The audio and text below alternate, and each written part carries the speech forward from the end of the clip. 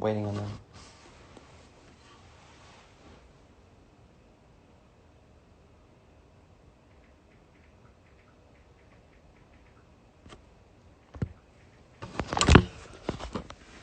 Hey guys, so we are doing this live stream right now to talk about voting, and I'm waiting for Vote.org to join so we can have this conversation. But there's already 20,000 people in here, so I felt like I should say hey, even though we're still waiting to have this conversation. I love you guys. I hope that everybody's doing good in these times, and I think it's important for us as the youth to have our voices be heard. So I really wanted to talk to somebody who's really educated on this to ask them some of the questions that you guys have been giving me on Twitter. Some of this. So that's why we're here. Thank you guys for being here. I really appreciate it. Oh, here we go.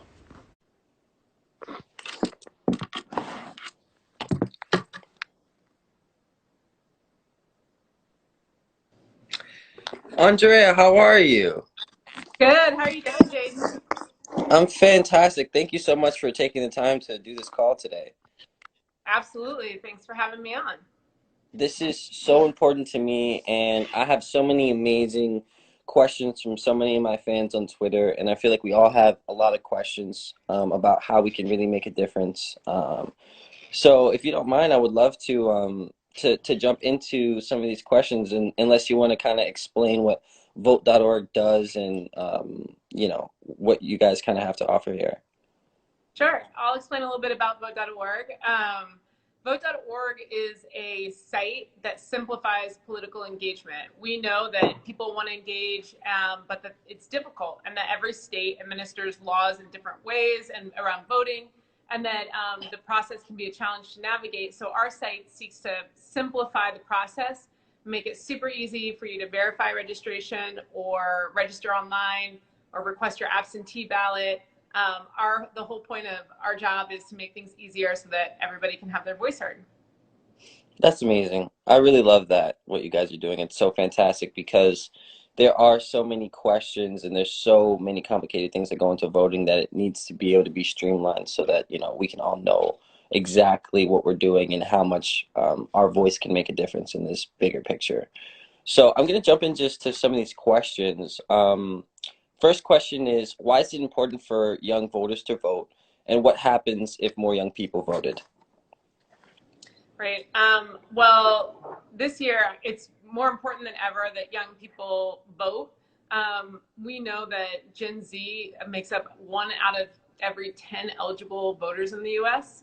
And we know that 4 million 17-year-olds are going to turn 18 before this election, making them able to vote.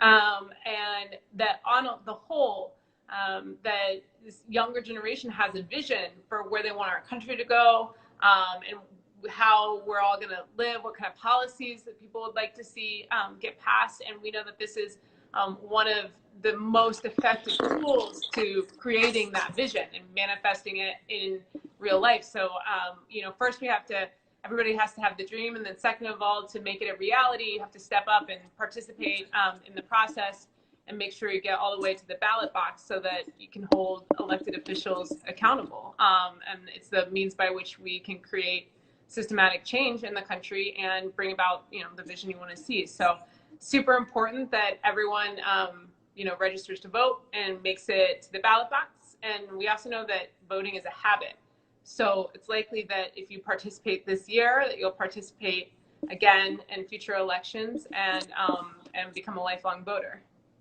Wow, that's amazing. So the next question that we have is, why is 18 the voting age? It's loading. Oh, you froze on me. Oh, can you hear me now? Now I can hear you. Yeah. Oh, okay, awesome. So the next question is, why is 18 the voting age? 18 is the voting age. It used to be older in the 60s during the Vietnam War. People started protesting, saying that if you're at 18, young enough to fight in a war, then you should be, or you're old enough to fight in a war, you should be old enough to have your voice heard in democracy. And I think that was really important inflection point and moment in time in voting rights of the younger generation. And when the Voting Rights Act was passed, in 71, it included the ability for 18-year-olds to participate. So I think people forget that we haven't always had the voting age at 18. You haven't always had the right to vote at 18. So it's really exciting that we do, and that the younger generation has a voice. That really is exciting. That's these questions are just next level. What's the best way to learn what's on your ballot and what's at stake? You can go to vote.org, and when you're registering to vote, we can also lead you, in some cases, to your Secretary of State's website, and there you can find out more about what elections are coming up and what's on your ballot. You can also do a little research, just like everything else. When you're really getting into something, or there's something really important to your life, spend some time looking into it online, and look at, go ahead and Google who's on your ballot, look up their positions, make sure they hold values that are the same values you hold, and then go ahead and participate in the process. But it does take, making a plan and committing a little bit of time just to knowing what's going on in your community and the things that are going to affect you and your friends and your family. And so those are some of the best, ways to look up and find out what elections are going on, and how to find out who's on your ballot. Fantastic. This one actually, I really love this next question, because I know a lot of people that when we get into a voting conversation that we talk about this. Does my vote matter if I don't live in a swing state? Totally. Vote matters no matter where you live. As long as you care about what's happening in your community, your vote matters. A lot of local elections actually affect your life and your daily lived experience even more than the presidential election. So it's important for everyone to remember that it's not just about who's president, it's about who your mayor is, and whether that mayor is going to hold the police chief accountable or not, who your DA is, who your local town council is, your school board. All of these things really affect everything that's happening in your community. And a lot of these races across the country are decided literally by a handful of votes. Sometimes one as small as one vote, and sometimes 100 votes. But this, it really makes a difference in how your community is governed, and kind of what rules and shared values we're all going to hold as we move forward. Wow, that's amazing. What are the top 3 things that first-time voters need to know? First thing is that, especially this year, we know that there are some extra challenges. So the basic thing is to make a plan, because we know that we may have to face long.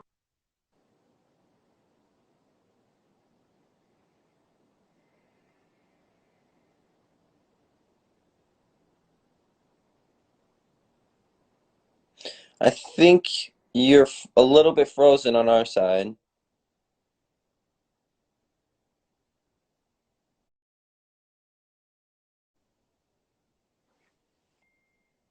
Wow. Oh, wow. Okay. I think she got kicked out of here.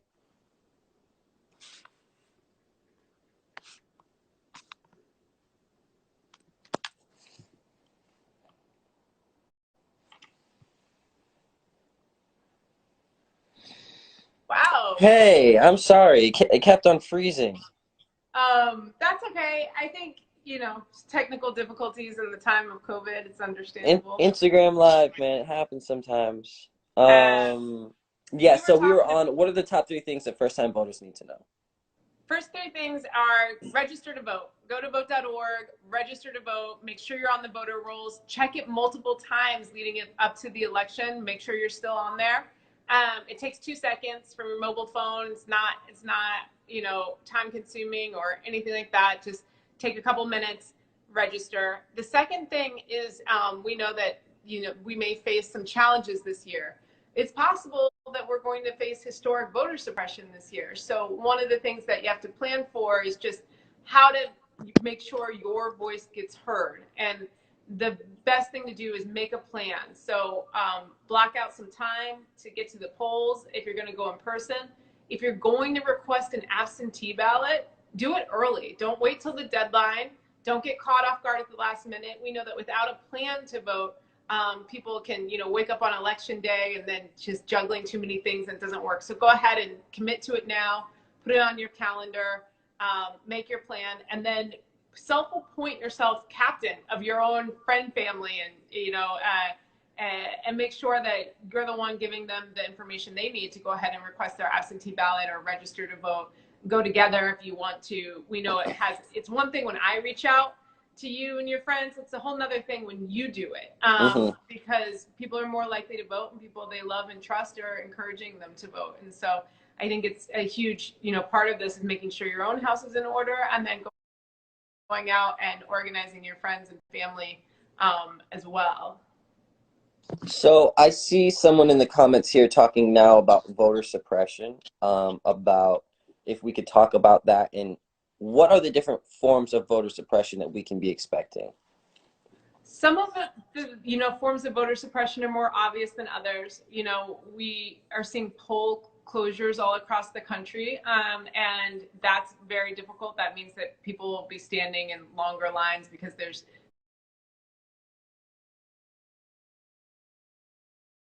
fewer places open. One of the things you can do to combat that is to become a poll worker. We know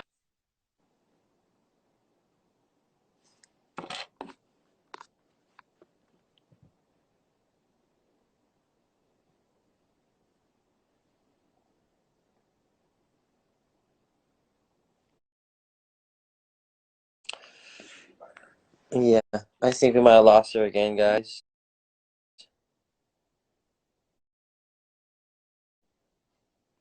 Man, okay. If you guys have any more questions about voting, please continue to put into the comments. I'm just gonna try to get her back in here.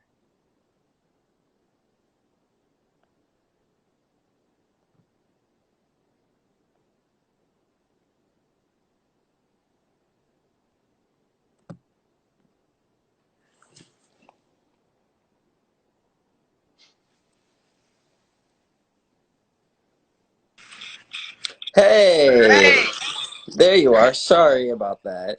It keeps on cutting out. But I do feel like we are getting big chunks of information that we really need. Okay, I think we lost you when you were talking about how some of the polls are going to be shutting down.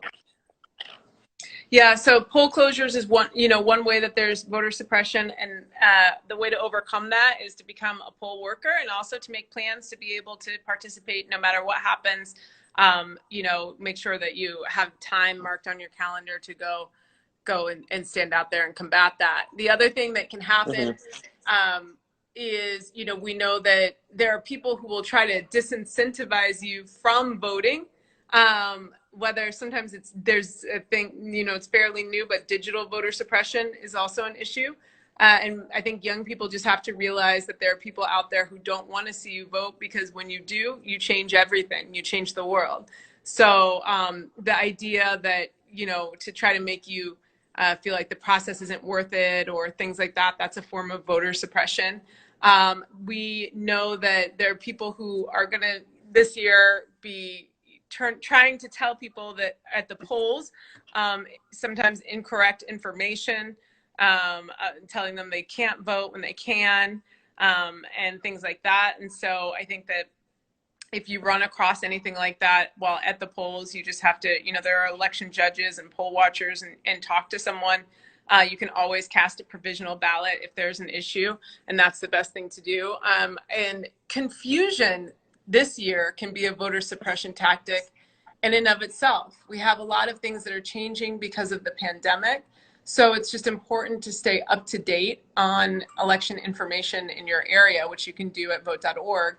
We have all the election dates and changing deadlines and things like that. And so really making sure that you're aware of those deadlines and can do your best to get through the system is the best way to combat that. But yeah, voter suppression is increasing, and part of the reason is that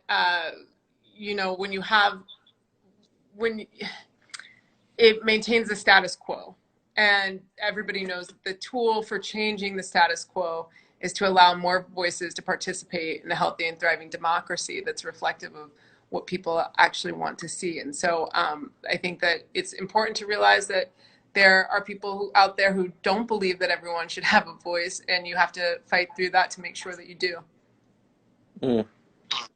Wow, that's very powerful. What can people listening to this right now do to get vote ready? To get Vote Ready, you can go to iamvoteready.org. We have social media assets, different things you can post and talk about, information about voting. You can also go to vote.org and verify your status, request your absentee, or register to vote. And those things are important. Mark your calendars right now to make sure, like we said again, that you're aware of election day. Make sure that you have a plan if you're going to vote by mail for getting that in early. Get your request in early, and when you get your ballot in early. There could be some delays in the Postal Service this year, so you just want to make sure you go ahead and turn that right back around once you receive it. And then get your friends and family involved, and that's the best way to get vote ready. Wow. And how far are we right now from election day? 96 days. So this couldn't be more 96 urgent. days. Yes. Wow. 96 96 days. 96 days Okay. from changing the world. So I think that it's super important to realize that now's the time to get active. Now's the time to volunteer. Now's the time to, get involved in the things in your community that you want to see change. Now's the time to educate yourself about who's out there and running. The same way you would about music or books or anything else, just get online and start looking into it. Because with 96 days to go, this is going to be, happen in a flash. And again, it's not just the presidential, it's all the local elections that are happening in your community too. Okay, wow. That's amazing. 96 days. That's